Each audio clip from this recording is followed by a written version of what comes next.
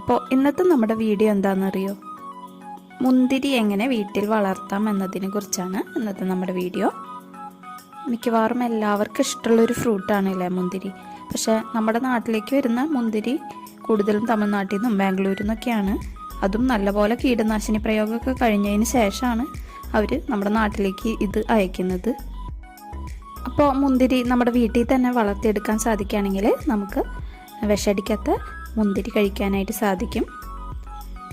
നമ്മളിൽ പലരും ഇത് വളർത്താൻ മടിക്കുന്നതിൻ്റെ ഒരു കാര്യം എന്ന് പറയുന്നത് ഇത് നമ്മുടെ നാട്ടിലുണ്ടാവില്ല, നമ്മുടെ ക്ലൈമറ്റിൽ ഇത് ഉണ്ടാവില്ല എന്നൊക്കെ കരുതിയിട്ടാണ്. പക്ഷെ അങ്ങനെയല്ല, നമ്മുടെ നാട്ടിലും മുന്തിരി ഉണ്ടാവും. കേരളത്തിൽ ഇപ്പോൾ പലരും വീടുകളിലൊക്കെ മുന്തിരി വളർത്തി നോക്കുന്നുണ്ട്, സക്സസ് ആവും ചെയ്തിട്ടുണ്ട്.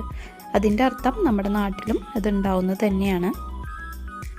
അപ്പോൾ എന്തൊക്കെ കാര്യങ്ങളാണ് മുന്തിരി വളർത്തുമ്പോൾ ശ്രദ്ധിക്കേണ്ടത് എന്നാണ് ഇന്നത്തെ വീഡിയോയിൽ പറയാൻ പോകുന്നത്.